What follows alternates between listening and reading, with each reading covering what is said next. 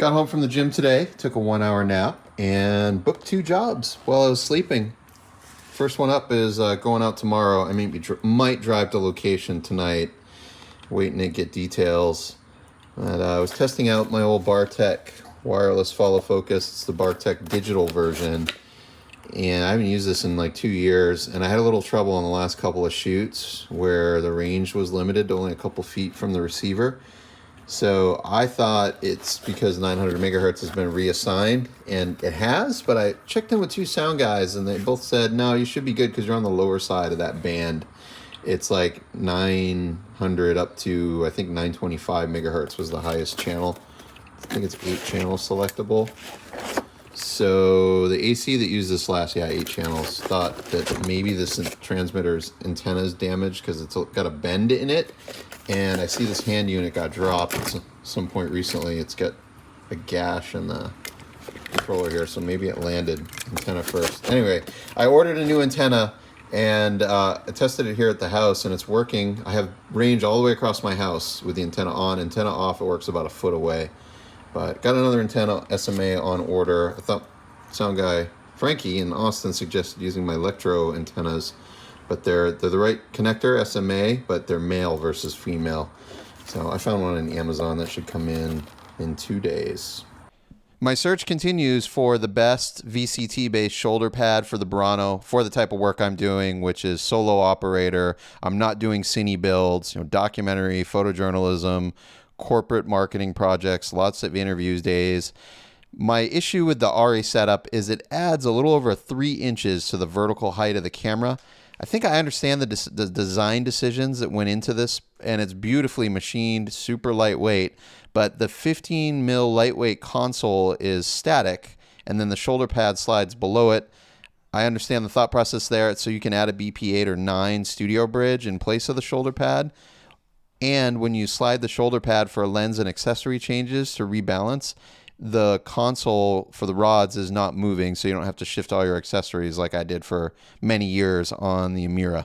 Jumped on a FaceTime call with Ryan Mitchell up in Dallas. Thank you, Ryan. These are 2 of his shoulder pads for f55 cameras. The top one is the OEM Sony VCT pad, which has rods at a fixed position, and then the Shape, which has a lightweight rod, height adjustable, so it's compatible with various cameras. Both of these are, as you can see, very low profile, and you can position them anywhere within the range of the slots and screws.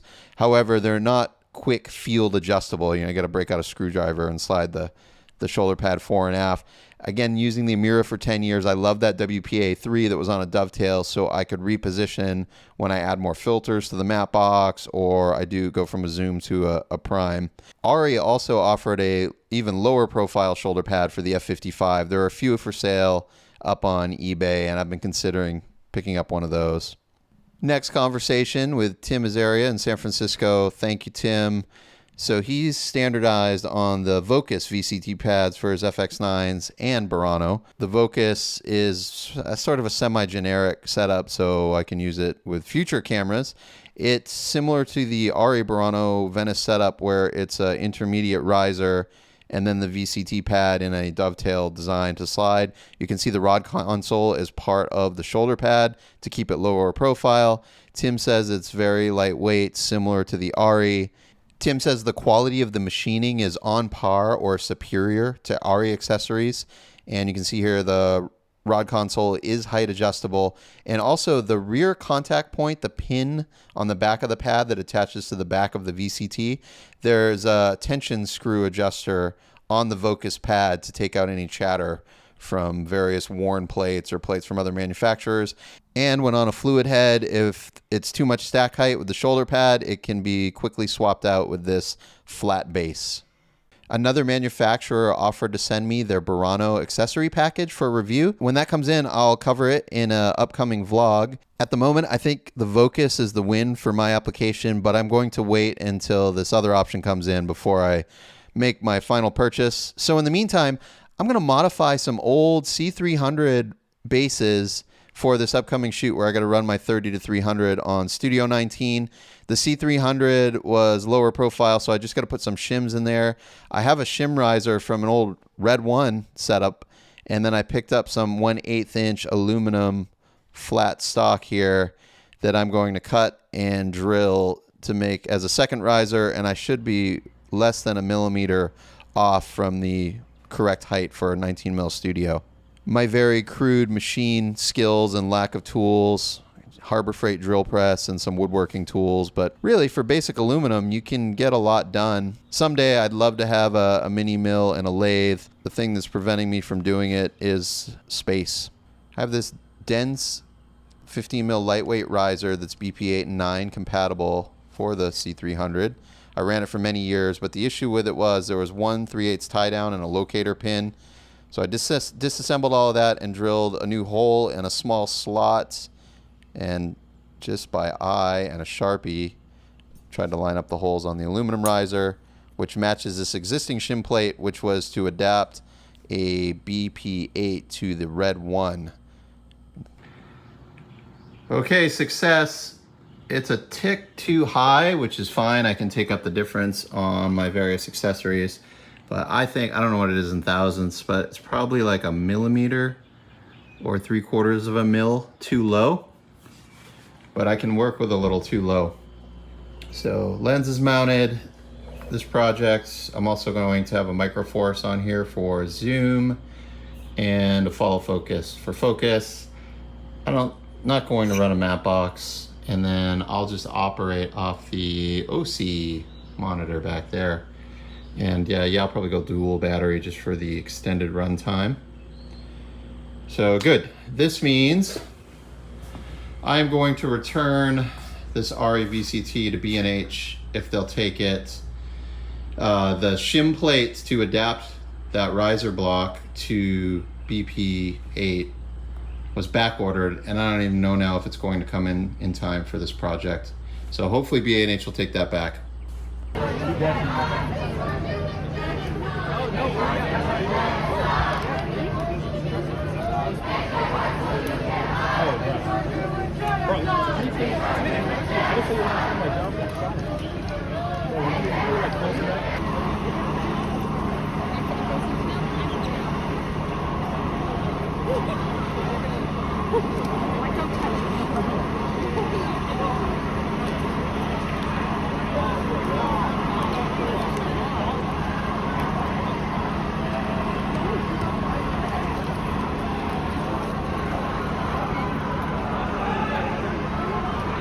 But these demonstrators refused their dispersal order. Again, many of them were taken off. We are told by the live photojournalist who we have there now, David Winters with Merit Street Media, that he has seen at least one arrest since these demonstrators have been on the move. Again, more live pictures. We will stay on top of these pictures behind the scenes and bring you more as news warrants tonight.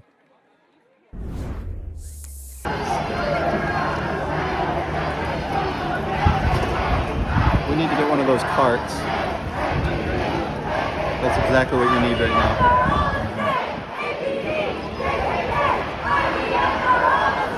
So saying that we need to be nonviolent is stupid because we're already being met with violence. I think we're good. Okay, cool. So I'm going to ask the question just so we train thought. So after everyone's released, if they release today, what's next? I think regroup, rest a little, and then keep fighting because we know what we're doing is right. My best friend was arrested yesterday at the protest that we had on campus. It was a really awful, really brutal, aggressive response, worse than last week.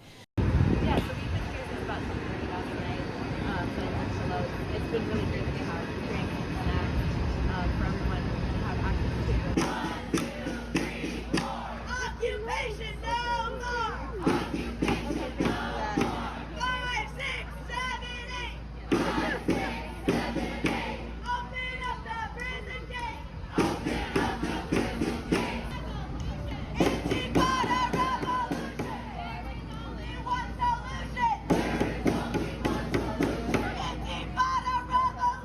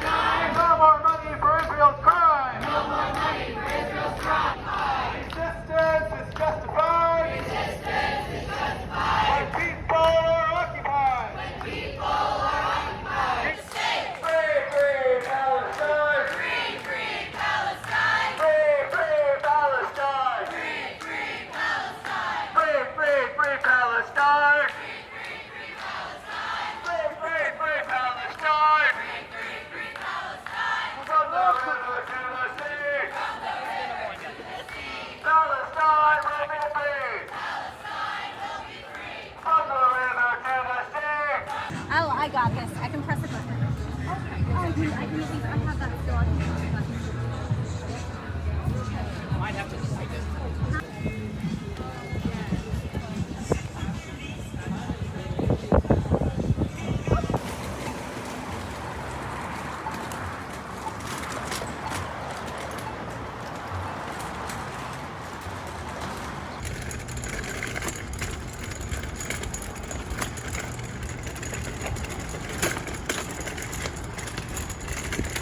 Box too, because people always ask me about that.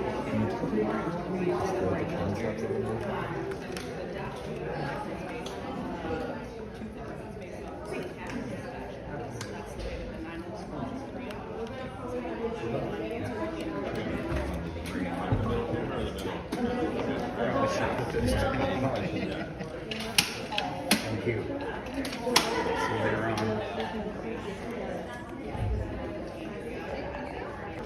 Hemos visto mucho tiempo que murieron por sobredosis. Y el importante es que puede ser un pedacito de fentanil en cualquier droga. I'm Delia Garza. I'm the Travis County Attorney. We are the office that prosecutes misdemeanors in Travis County. I'm joined by Lucio Del Toro, who's my first assistant who leads our criminal division. Aaron Srinivasan, who is our trial director for our criminal time on a normal day, not to mention the volume that we're seeing on a normal day, not to mention the volume that we're seeing now. Last week, we worked with defense attorneys who initially made the arguments. While we understand the safety concerns of the university, continuing to send protesters to jail on criminal trespass charges, one of the lowest level nonviolent crimes our office is presented with, is putting a tremendous strain on our criminal justice resources. As I understand it, individuals are currently being taken into magistrates to determine eligibility for release. Low-level charges and dwindling our criminal justice resources for the rest of the community will do very little to maintain the public safety of our community. A compromise with protest organizers with fair and reasonable free speech parameters. And I encourage the organizers to come to the table in good faith so that they can. Yeah, this would suck running solo the way they booked me. So glad I got Beck with me, pushing my cart, loading gear, helping set stuff up. We've been running all over the city today.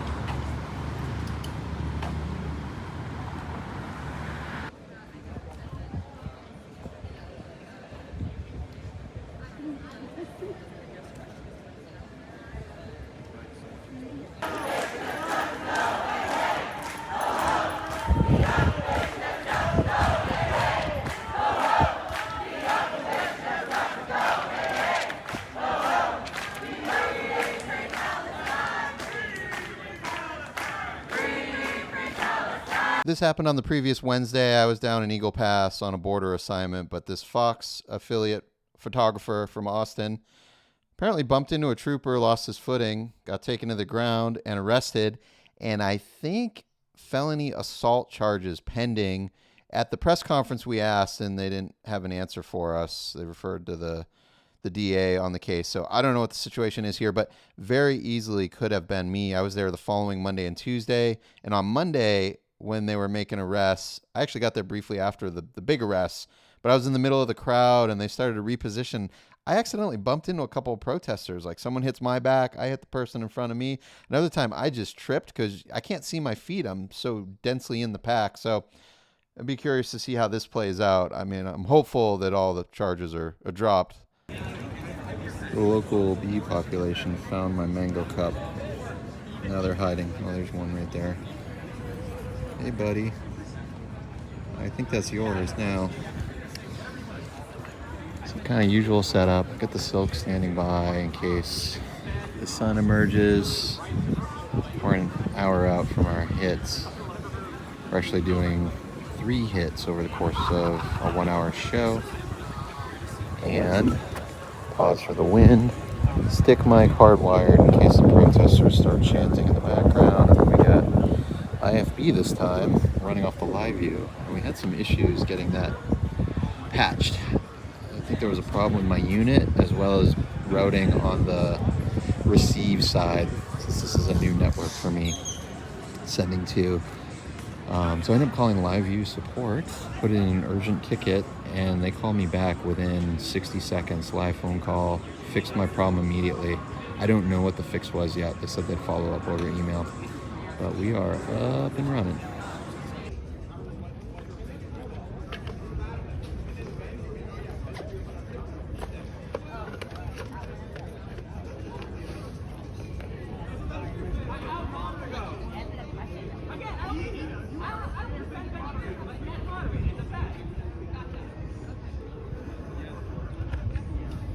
Now, but yesterday was exciting, I think. But we're here to make television. Yep. Thank you, thank you. And welcome to the news on Merritt Street tonight. I am Chris Gutierrez on assignment here deep in the heart of Texas. I am just blocks away from the Texas State Capitol and just feet away from the Student Union here at the University of Texas down in Austin, the second largest public school in Texas. Important for them to be out here to voice their concerns. They watch from just up at a few feet away, and they agree with me that what they saw today was nothing like they saw yesterday, and they hope it never happens again. So from that point, the protesters who were not arrested, they made their way over to the county jail. Take a look at this video here. It was a sign of solidarity. They wanted to show the demonstrators who were behind bars that they were sticking together. So what did they do? They stayed the night right there outside of the Travis County Jail. They actually set up a campsite right there on the sidewalk outside of the county jail, and they stayed there through the night, and they are still waiting there at this hour for people to be released. In fact, we got late word tonight that some people were bonding out and they were being released one by one. She is not happy about recent comments that he shared on social media about the arrest being made here at UT, again, just blocks away from the state capitol down here in Texas. We should also point out that she feels that hit it against this. Oh, yeah. I did that on the way in. Or maybe it was going to the courthouse, I forget. I got wound up on the curb briefly.